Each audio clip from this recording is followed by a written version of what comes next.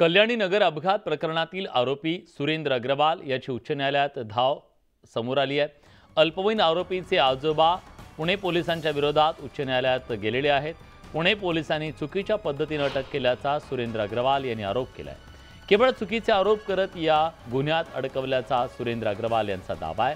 सुरेंद्र अग्रवाल यांची आता या संदर्भात मुंबई उच्च न्यायालयात याचिका दाखल करण्यात आली आहे। कल्याणी नगर अपघात प्रकरणी ड्रायव्हरला डांबून ठेवत अपहरण केल्याचा सुरेंद्र अग्रवाल यांच्यावर आरोप होता आणि कोर्टाने ही याचिका आता स्वीकारली आहे। येत्या आठवड्याभरात त्याच्यावर सुनावणी होण्याची शक्यता आहे।